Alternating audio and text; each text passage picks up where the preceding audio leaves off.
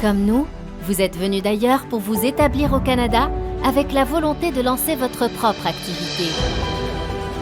Comme nous, vous savez qu'être accompagné est essentiel pour entreprendre avec succès. À chaque étape, nous sommes là pour vous aider à identifier et à concrétiser de nouvelles opportunités. Venez bâtir votre projet avec Agoralliance, l'incubateur, accélérateur des entrepreneurs venus d'ailleurs.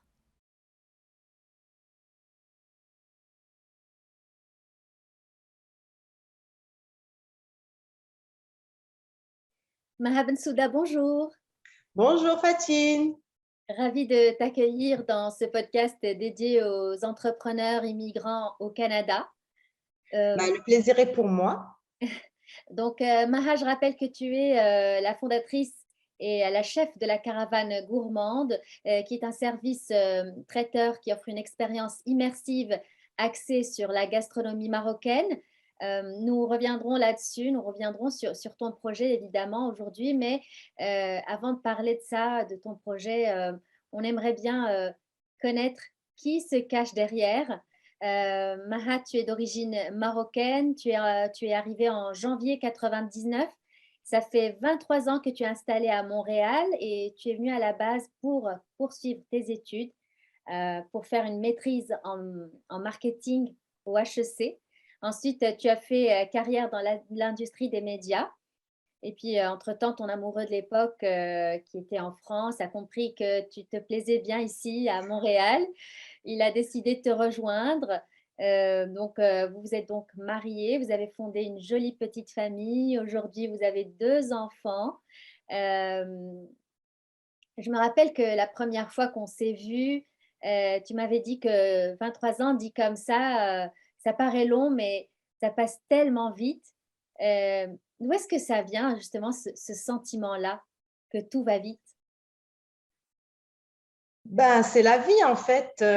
Voilà, le temps passe très très vite. En fait, tu sais, c'est comme quand tu as des enfants et on te dit profites-en, ça, ils grandissent vite, profites-en. Et au début, bon, tu n'accordes pas autant d'importance à ces mots. Et puis quand tu le vis, voilà, tu le réalises, tu te dis ouais, c'est vrai, le temps passe très très vite. En fait.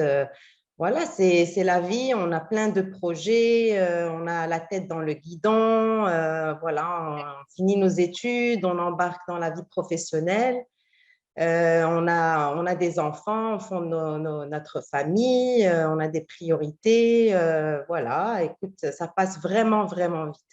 Et cette année, justement, comme je fêtais mes 23 ans ici à Montréal, j'ai réalisé que maintenant, à partir de maintenant, j'aurais passé plus de temps à Montréal que dans mon pays qui m'a vu naître. Donc, c'est fou à dire et pourtant, je me sens autant marocaine que canadienne, québécoise, montréalaise.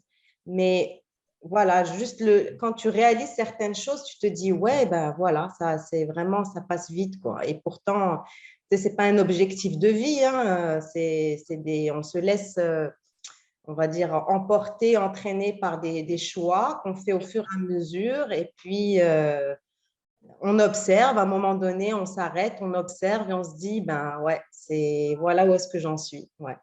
Tu es satisfaite de ton Oui, parcours oui, en bien ce sûr. moment? Oui, très bien. Ouais, oui, bien sûr. Oui, oui, je suis très contente parce que j'ai eu la chance et le privilège de choisir la vie que je voulais. Oui. Donc, je ne peux pas me plaindre. Je suis très heureuse, bien sûr. Tes enfants, ils ont quel âge aujourd'hui? Alors, mon aîné, ma fille a 17 ans bientôt et le plus jeune, Yanis, a 12 ans. Super, super. Bah écoute, ça passe très très vite quand on est aussi passionné par la vie et on a l'impression que on n'a pas tout le temps de faire tout ce qu'on a envie de faire. Exactement, ouais. Il n'y a pas de temps mort, en fait. Ouais, Alors, ça s'enchaîne. oui. Alors, qu'est-ce qui t'a autant séduite dans ce pays, le Canada, puis Montréal précisément? En fait, moi, ce que j'ai aimé, c'est que, bon, je peux parler bien sûr de Montréal parce que c'est vraiment la ville que je connais le mieux, ces gens que je connais le mieux. J'ai beaucoup voyagé au Québec pour découvrir, mais voilà, je n'ai pas passé assez de temps pour prendre le pouls. Alors, ce que j'ai aimé de Montréal, en fait, c'est que c'est une ville qu'on apprivoise et qui nous apprivoise. Donc, vraiment qu'on apprécie avec le temps. Je me rappelle au début, quand je venais d'arriver, avec le froid, la rupture en fait que j'ai eu à vivre avec ma famille, mes amis à cause de la distance, je trouvais ça difficile. Et vraiment, au fur et à mesure, j'ai apprécié petit à petit, de plus en plus, cette ville. Donc, c'est vraiment, c'est, euh, voilà, tu L'atmosphère, construis en fait, c'est comme si, c'est ça, tu construis une relation, un lien avec cette ville. Au début, je la trouvais pas très jolie parce qu'il y avait des coins, en fait, des zones industrielles, des quartiers mal entretenus. Je trouvais, je la trouvais pas attirante. Mais en fait, c'est ça. Au fur et à mesure que tu marches dans les rues, que tu fais attention aux petits détails, que ce soit des détails architecturaux, que ce soit des visages que tu rencontres, voilà, c'est vraiment, c'est une ville qu'on apprivoise. Ouais, ouais, c'est exactement. vraiment, ouais. Lorsqu'on s'est rencontrés dernièrement, Maha, tu m'as dit qu'en t'installant, la cuisine était une façon pour toi de te rapprocher des gens, de fédérer du monde. Ça a été une bonne façon pour toi de sociabiliser, de te sortir de cette solitude qu'on ressent généralement lorsqu'on est nouvel arrivant. Euh, donc, parle-nous de ce que ça t'a apporté justement la cuisine. Ben, c'est vraiment ça, en fait. C'est-à-dire que pour me sortir un petit peu de ma solitude, quand je rentrais, j'allais en cours, je rentrais à pied, j'habitais juste à côté de l'école. Et puis, je me disais, ah, ben, je vais rentrer chez moi, qu'est-ce que je vais faire? Il fait froid, je n'ai pas envie de sortir, je ne connais pas beaucoup de monde. Et puis, bon, moi, au Maroc, j'étais tout le temps entourée des amis, la famille, voilà. Donc, on est tout le temps baigné en fait par notre entourage, une certaine ambiance. Oui, Et je me disais, bah voilà, donc je vais inviter les gens à venir manger, à venir prendre un thé. Et puis, c'est là en fait que j'ai compris que la nourriture était très fédératrice et très rassembleuse. exact. Surtout ben, quand on est étudiant, en fait, en plus on se retrouvait entre étudiants étrangers, mais pas que, mais la majorité. Et donc, ça faisait plaisir à tout le monde. Je voyais bien que ça séduisait tout le monde. Il y a, tu sais, j'essuyais aucun refus quand tu invites quelqu'un à manger. Voilà, ça touche. Les gens sont très heureux de se faire recevoir, Oui, d'être reçus. Et puis moi, de mon côté, ben, voilà, c'était un moyen pour moi d'avoir, de connaître des gens, de construire un petit réseau et de sortir de ma solitude. Donc, d'avoir un peu de joie dans dans cette cette- voilà, ouais, exact. Donc, ouais. l'amour de la cuisine, Maha, c'est ta grand-mère qui te l'a inculqué en partie, je pense. C'est ce que tu m'avais raconté. Euh, Est-ce que tu pourrais nous raconter peut-être quelques souvenirs que tu as vécus en sa compagnie dans la cuisine, dans sa Ouais. cuisine? Alors, c'est ça. Donc, moi, ben, en fait, comme un peu tout le monde, j'ai eu deux grands-mères. Et donc, les deux, en fait, ont joué un certain rôle justement dans la passion que j'ai développée par la suite, ou l'intérêt en tout cas que j'ai développé par la suite. C'est que, bon, j'ai une grand-mère, ma grand-mère maternelle, qui m'a appris en fait vraiment la rigueur, le contact avec la terre. Elle avait un grand terrain, un grand jardin chez mes grands-parents. Et donc, vraiment, on mangeait selon les récoltes de saison. Donc, j'ai vraiment été imprégnée de l'importance vraiment de la saisonnalité des produits. Et donc, comment cueillir, comment arroser, comment éplucher, comment préparer, comment voilà, préparer, apprêter un aliment. Je pense au cardon, par exemple, qui noircit les mains. Voilà, couper, ciseler très finement. C'était vraiment, c'était très important. Donc, c'est avec elle que j'ai fait mes classes en cuisine. Et de l'autre côté, il y avait ma grand-mère paternelle que je voyais moins souvent et qui, elle, m'a, pour le coup, vraiment inculqué, ou pas inculqué, mais qui m'a fait aimer l'effet de la cuisine. Donc, quand j'allais voir ma grand-mère maternelle, c'était vraiment des festins à chaque fois, c'était des réunions familiales, c'était la fête. On pouvait être une trentaine, voilà, autour de plusieurs tables. Il y avait plusieurs tables qui étaient servies. Au Maroc, on a des tables rondes. Et, et c'était le défilé des plats, un après l'autre. Elle nous concoctait des plats qu'on n'avait pas le temps de préparer en semaine. Donc, c'était vraiment, c'était la joie.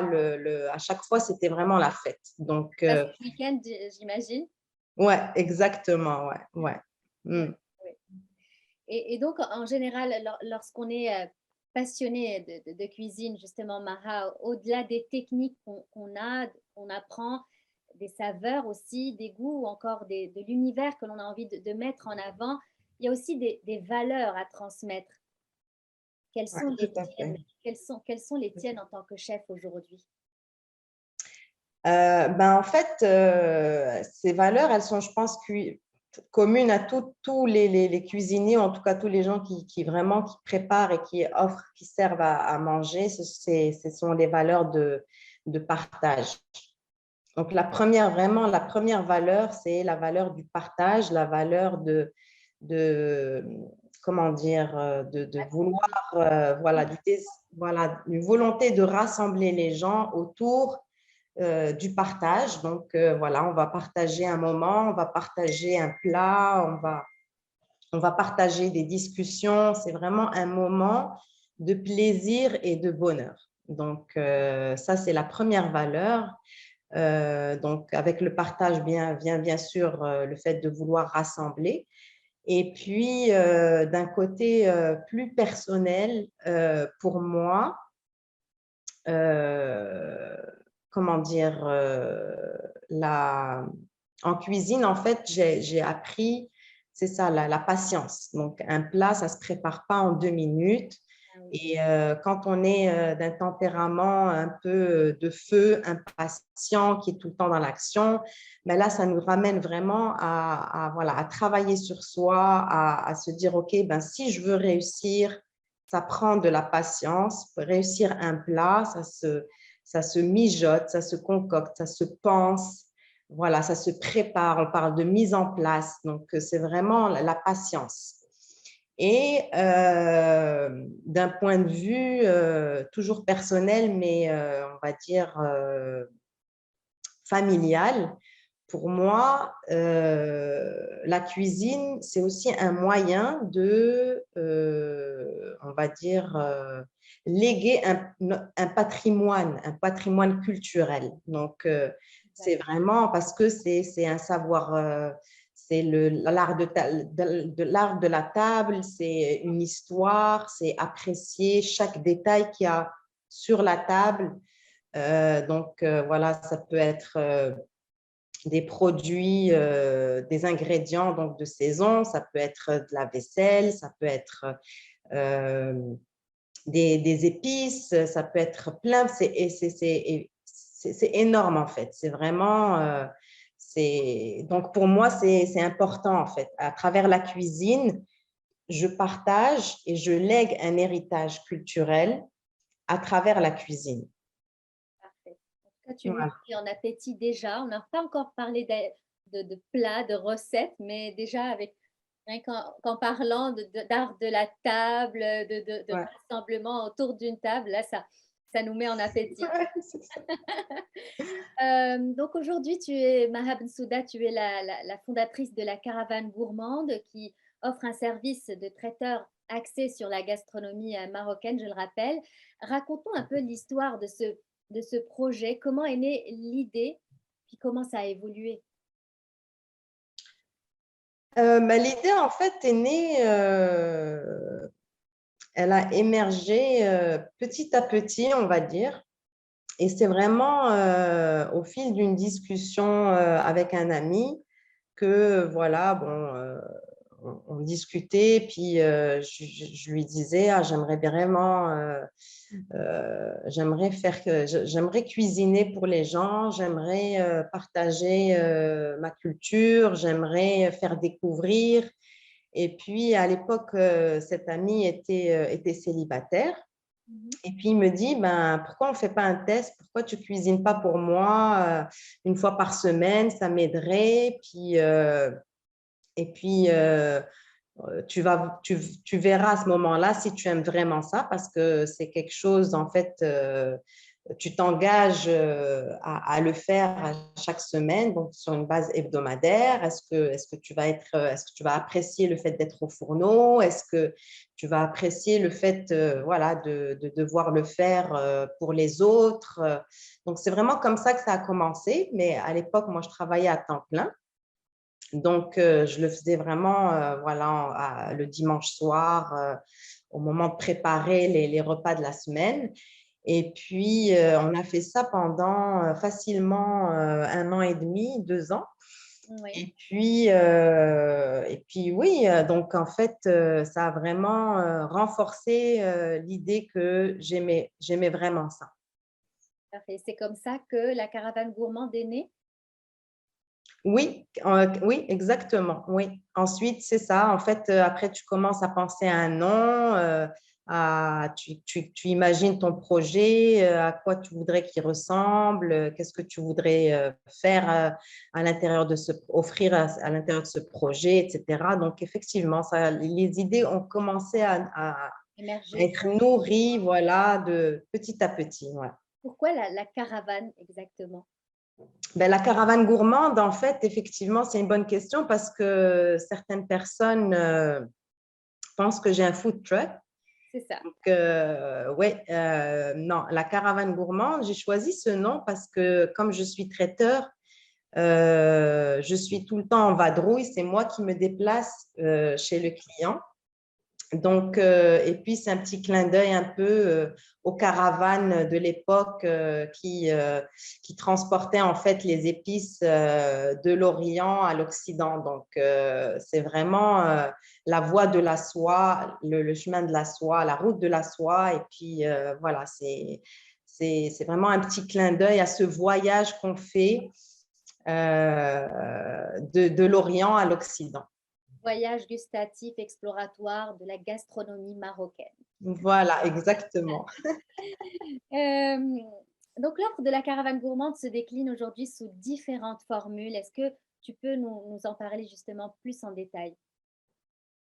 Oui, en fait, bah, la caravane gourmande, elle s'adresse autant aux particuliers qu'aux corporations.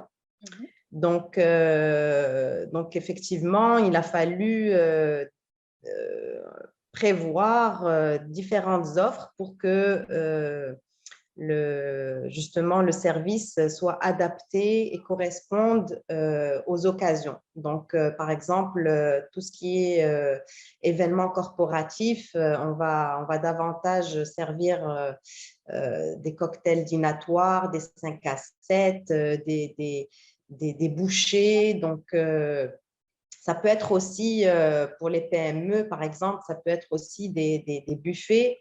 Et puis, du côté des particuliers, il y a des offres en fait qui sont beaucoup plus adaptées aux réunions entre amis, en famille. Il y a la formule chef à domicile. il y a la formule, en fait, c'est toutes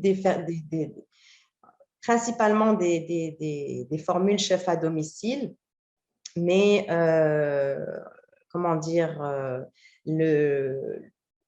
l'offre, le contenu en fait de l'offre peut varier. Donc, ça peut être des menus bouchées et tapas, ça peut être des buffets, ça peut être un service à table, donc à l'assiette, ça peut, voilà, ça peut être des livraisons aussi. J'ai fait beaucoup de livraisons pendant la Covid. Oui. Donc, Ça, donc voilà, essentiellement. Et puis, il y a aussi les ateliers culinaires oui. donc, que je propose sur ma terrasse pour justement voilà, recréer l'expérience immersive et puis partager aussi des techniques, échanger. Voilà, il y a des gens qui sont intéressés par des cours de cuisine, donc il y a ce service aussi. Donc, les ateliers, c'est exclusivement en été lorsqu'il fait beau. Est-ce que Oui, tu organises ça dans exactement, oui, mais j'en fais en fait, comme je me déplace, j'en fais aussi chez les particuliers l'atelier? pendant toute l'année. Ok, parfait. Ouais. Euh, donc, la particularité de ton projet, c'est l'immersion culturelle et sensorielle dans l'univers gastronomique marocain que tu permets donc à ta clientèle.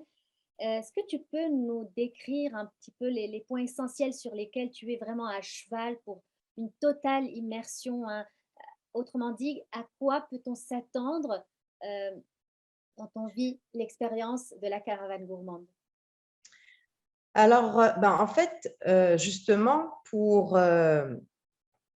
dans le but, en fait, de partager ma culture et de la faire découvrir, donc c'est vraiment une invitation au voyage. Oui, J'ai naturellement, en fait, pensé à certains détails pour justement emmener le gourmand avec moi, l'emmener au Maroc. Donc l'expérience, en fait, immersive, elle passe vraiment par l'expérience sensorielle. Et quand on pense au sens, j'ai pensé donc au visuel, j'ai pensé à la musique, j'ai pensé à l'art de la table, donc la vaisselle. J'apporte ma vaisselle chez le gourmand pour justement le servir dans une vaisselle qui est artisanale, qui a elle aussi une particularité, donc des particularités régionales, et puis qui fait découvrir en fait l'artisanat marocain. Donc, il y a aussi les nappes, il y a les chandeliers, moi il y a aussi. la musique aussi, la musique. Donc, je propose aux gens qui ont envie d'écouter de la musique, je leur fais découvrir de la musique marocaine, mais vraiment de toutes les régions du Maroc. Donc, ça commence par la musique andalouse et puis on peut finir avec du R&B, donc du jazz, voilà, parce qu'il y a du hip-hop. Donc, je fais vraiment découvrir et puis aussi pour créer aussi la surprise et puis pour faire découvrir, en fait, c'est ça, un univers que les gens ne connaissent pas parce que c'est quand même une culture qui leur est lointaine. Donc, c'est vraiment très intéressant. Et puis, de mon côté, j'arrive aussi habillée en fait à la femme cuisinière voilà, marocaine. Donc, je suis habillée avec mon foulard, j'ai mon petit tablier. Voilà, et puis j'échange énormément aussi avec les gourmands qui ont des questions pour moi, qui viennent me voir en cuisine. Donc, c'est comme ça que ça se joue en fait. Oui. Alors, tu me parles de musique, par exemple, où tu passes de musique de style marocain jusqu'au R&B, hein, donc c'est de la fusion finalement. Ça rejoint aussi ton offre gastronomique, puisque tu ne fais pas que de la cuisine typiquement marocaine à 100%. Il y a aussi de la fusion et de la créativité dedans. Exact, ouais. D'où est-ce que tu tires ton inspiration? Tes sources d'inspiration, c'est quoi exactement? En fait, ben, il y a plusieurs sources d'inspiration, hein. Des fois, ben, c'est beaucoup aussi, c'est c'est- c'est de l'observation, j'ai envie de dire. Ok, C'est de l'observation, c'est aussi des goûts. C'est des voyages aussi, des voyages. Donc, c'est aussi mon histoire. On est très proche de la culture européenne, j'ai envie de dire davantage proche de l'Espagne, de la France. Donc, voilà, on a même même la gastronomie marocaine, de toute façon, c'est une cuisine qui est sous influence. Il y a énormément d'influence. Donc, la créativité, elle s'en trouve facilitée. Donc, c'est vraiment, on peut jouer énormément. C'est une cuisine qui est versatile, voilà, qui est très, très riche. Donc, franchement, voilà, c'est un mélange de tout. C'est des gens aussi qui m'inspirent. C'est une tante qui va me dire, tiens, j'ai essayé ça la dernière fois. Puis moi, je me dis, ah, tiens, j'ai jamais travaillé avec tel ou tel produit. Je devrais essayer. Donc, c'est vraiment un mélange de tout ça qui m'amène, enfin, qui me permet de créer ou en tout cas de moderniser la cuisine de nos ancêtres, de nos parents, de nos grands-parents. Ouais. exactement. Donc, finalement, dans tes recettes, tu ne mets pas que des aliments, des épices, mais tu y mets aussi euh, ton histoire, tes valeurs, ton patrimoine, tes voyages, tes souvenirs d'enfance, tout ça. Ouais, ouais. La cuisine, finalement, est un moyen d'expression fort et particulièrement puissant, on va dire. Qu'est-ce que ça t'apporte exactement de cuisiner? Ça m'apporte énormément on va dire, de bonheur intérieur parce qu'à chaque fois que je cuisine, en fait, j'anticipe le plaisir que ça va créer chez l'autre. Ouais, Donc, c'est vraiment, ça me nourrit, en fait, ça me fait du bien. Voilà, donc je ne sais pas, c'est un sentiment, je pense que ça doit venir de ma grand-mère qui, justement, je te parlais des rassemblements, des réunions familiales qu'on avait quand j'étais plus jeune. Elle ne se mettait jamais à table avec nous. Elle nous regardait manger, elle s'assurait que tout le monde était bien servi, que tout le monde avait goûté à tous ses plats, que tout le monde avait bien mangé, que tout le monde était repu. rassasié. On mangeait jusqu'à n'en plus pouvoir. Ouh Et là là. elle, c'était ça son bonheur. Et je me rappelle, j'étais jeune, je ne comprenais pas pourquoi elle ne se mettait jamais avec nous à table, surtout après avoir passé autant d'heures à Oui, préparer ces oui. plats. Donc, je me disais, mais quel sacrifice, quel don de soi. Et quand je me rappelle, après le repas, c'était le moment de prendre le thé à la menthe pour digérer le festin. Et en fait, elle avait mangé juste en nous regardant manger. C'est ça, C'est ça, son bonheur. c'est ça, c'est ça. Et moi, c'est ça, c'est qu'à chaque fois que je prépare à manger pour des gourmands, ben, j'anticipe en fait le plaisir que ça va créer. Oui, oui. Donc, et en fait, ce plaisir, il est amplifié parce que il est combiné à une découverte. Je sais que les gens vont découvrir, je sais que les gens vont être surpris. Donc, c'est vraiment un plaisir qui est amplifié. Oui. Et alors, quelle est ta spécialité, Mara? Celle dont tu es peut-être vraiment fière, particulièrement fière. Ben, en fait, est-ce que tu parles Une de cuisine recette. créative ou tu parles de cuisine en général, de ma cuisine? Dans ta cuisine à toi, Mara, je sais pas, ça peut être une création, je sais pas, une recette. Ouais, Tu es vraiment fière, quelque chose que peut-être que tu as inventé, créé, avec une touche marocaine, je sais pas. ouais. Ben écoute, justement, je te parlais tout à l'heure d'observation. il y a un plat, enfin, pas un plat, mais en fait,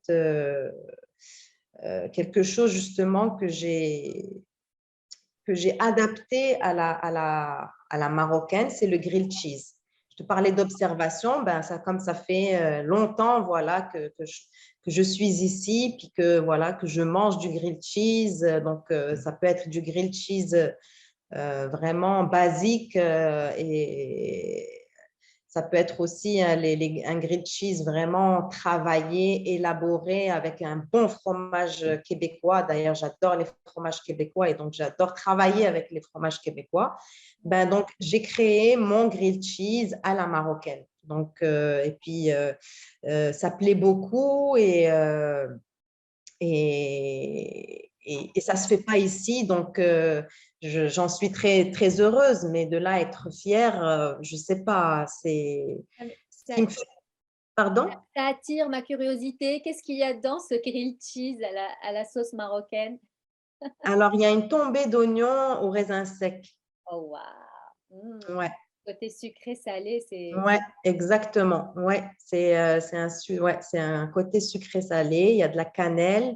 mmh, C'est la cannelle, on utilise beaucoup ça aussi dans la cuisine nord-américaine.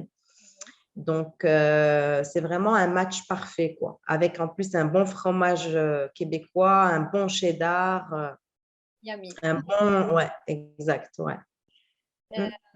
le parcours d'entrepreneur Mara est souvent rythmé de hauts et de bas. Tout à l'heure, tu m'avais parlé un petit peu de la période Covid. Quel a été ton plus grand défi aujourd'hui à surmonter, voilà, durant ton parcours d'entrepreneur? Euh, ben, le défi, en fait, pendant la Covid, c'est sûr que la Covid ne nous a pas épargnés. Donc, ouais, la Covid, c'est un coup de massue qu'on a reçu sur la tête et il fallait s'en relever. Donc, le défi, finalement, c'était de ne pas lâcher, de ne pas laisser tomber son projet, son rêve. Oui, Et donc, je parlais tout à l'heure de patience et donc vraiment d'être résilient et de se dire, OK, ben, qu'est-ce que je peux faire avec ça? Donc, compte tenu de la situation, qu'est-ce que je peux faire? Donc, le défi, finalement, ça a été vraiment de, de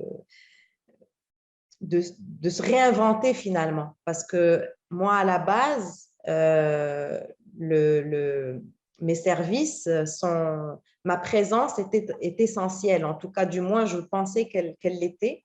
oui, Euh, Quand on parle d'échange, de proximité, de création de liens, la présence est nécessaire. Donc là, le défi, c'était vraiment de se réinventer et de continuer en fait à promouvoir la caravane gourmande. Et donc, ce qui m'a en fait obligée à, comment dire, à créer des offres à distance, donc en livraison. J'ai essayé de recréer une expérience immersive à distance où vraiment je faisais des repas à 4 services livrés dans un couffin à la marocaine. J'arrivais avec mon petit foulard, le masque. On échangeait un petit peu au pas de la porte. Je faisais des vidéos pour que les gens, on va dire, pour que je puisse les accompagner dans leur repas. Donc, je ne parle pas de la préparation, mais je parle vraiment d'expliquer le menu, d'où vient tel ou tel plat.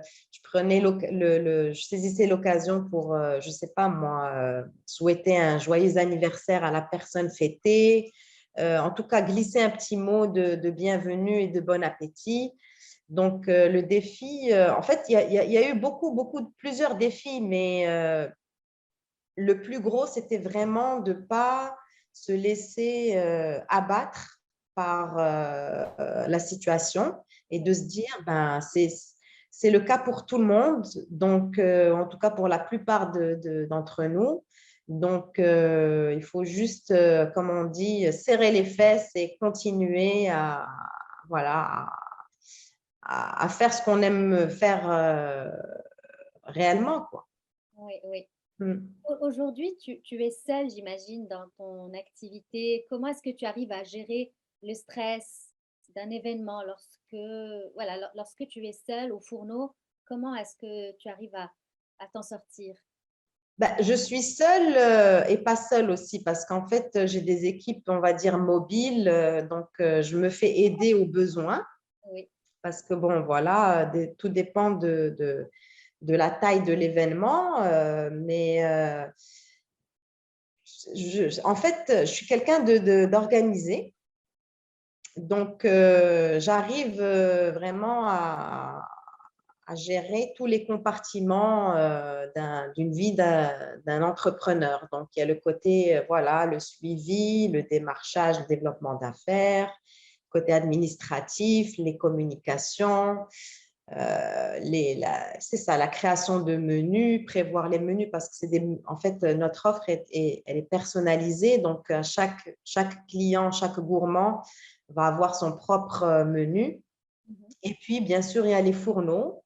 Donc, j'arrive à gérer tout ça. Mais sinon, quand j'ai besoin d'aide, j'hésite pas à faire appel à… À des équipes? Exactement, ouais. Justement, ça fait partie de tes perspectives d'avenir de constituer une équipe plus, plus Oui, bien sûr. grande. Oui, oui, bien sûr. Oui, oui, oui, oui. Donc, quelles sont tes autres perspectives de développement, si tu pouvais me les résumer peut-être? Ben, c'est ça, c'est qu'en fait, c'est de prévoir la croissance finalement, prévoir la croissance, mais vraiment voilà, d'une manière graduelle. Le but, c'est toujours vraiment c'est toujours de faire ce que je suis en train de faire, Oui. mais éventuellement de pouvoir servir davantage de monde dans une semaine, quoi. Donc, j'arrive à le faire tant bien que mal, mais je vois bien que justement avec, comment dire, avec le renouveau qu'on vit en ce moment, il y a Oui. davantage de demandes. Donc, et puis moi, je sais que je ne suis pas la seule, mais ça me fait mal de refuser parce que voilà, j'ai pas assez de temps, j'ai pas assez d'aide. Donc, il va falloir vraiment se structurer petit à petit pour agrandir euh, l'équipe. Mais moi, je veux que ça reste quand même, je veux que ça reste le projet, je veux qu'il reste à taille humaine. Donc, ce sera jamais une industrie. Oui. Voilà, ouais, Il faut que ça reste chaleureux ouais, et convivial comme tu l'as toujours fait. exactement, ouais. Mm. Oui. Alors aujourd'hui, si tu devais donner des conseils aux entrepreneurs immigrants au Canada qui veulent lancer leur affaire, quelles seraient peut-être les clés de la réussite selon toi? Aïe. Ouais, ben, réussite, je sais pas, moi, enfin, moi, je pense pas à la réussite, je parle juste de faire ce qu'on aime, en fait, de se donner les moyens de faire ce qu'on a envie de faire. Oui, Donc, euh, je sais pas si je suis bien placée pour donner des conseils, mais je peux parler aussi, je peux parler, moi, de mon expérience personnelle, parce qu'on est, voilà, on est différents.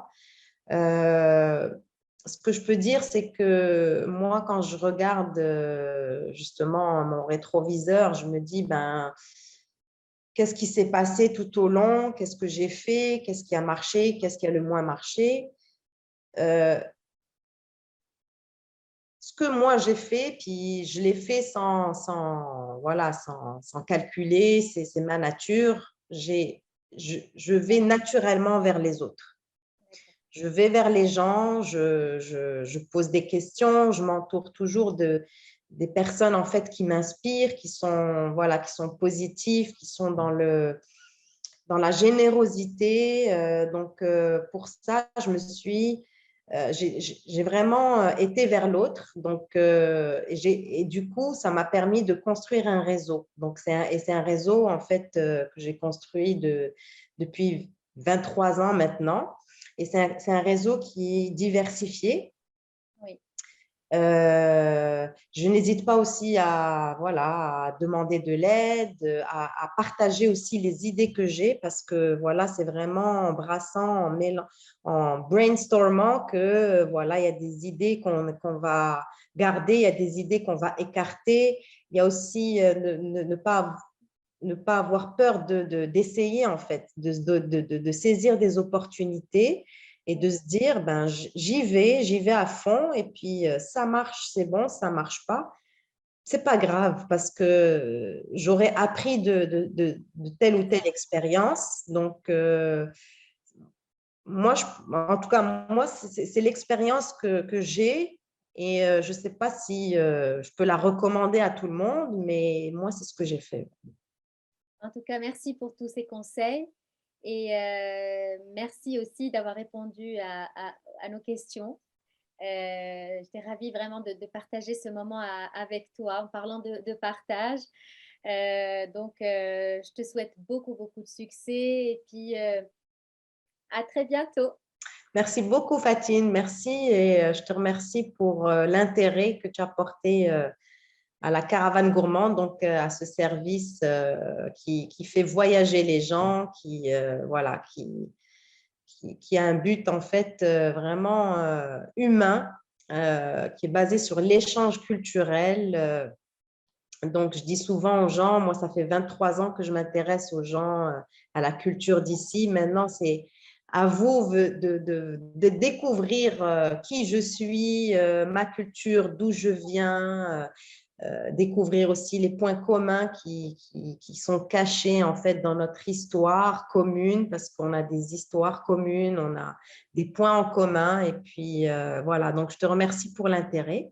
Merci à Et toi. puis, à bientôt. À très bientôt. Au revoir. Bye bye, à bientôt.